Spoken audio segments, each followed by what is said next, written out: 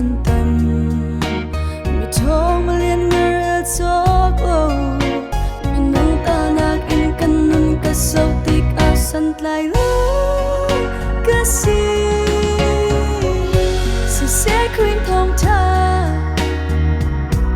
biết ta cần hát nụ hình xuân tốt na cầm hôn ô cứ xin đi cả ngàn sẽ tao hem nát dù cả zoom thì lại đâu tốt ốc ta đâu mà swal big mi cái gì càng hạt câu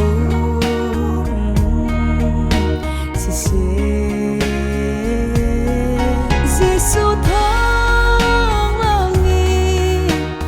kaswanak ngay tiam masitang kasining kangan ser tudot mi kasi Giêsu thong langi san tay lo mi kanun na sarang manglay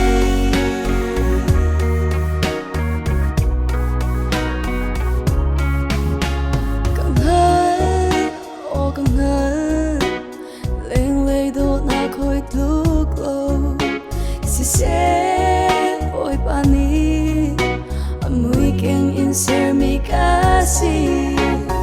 einak in mi fi man einak in mi fi man mi thong malin ngar talk low minung tanak in kanun kasau tik asan tlai lo kasi si se khui thong tha ta cần hát nụ hình xuân tốt na cầm hôn ô cứ xin đi cả ngàn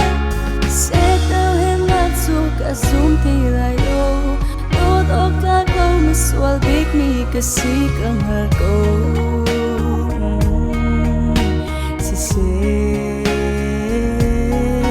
Giêsu thong langi kaswanak ni tiam masitang kasining kangan ser tudot mi kasi Giêsu thong langi san tay lo mi kanun na sarang manglay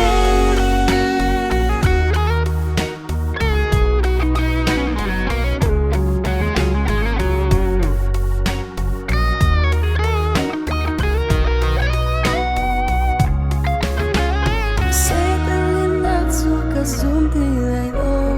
tốt ốc ta câu mà swal big mi cái gì còn hạt câu si se Giêsu thong langi kaswanak ni tiam masitang kasi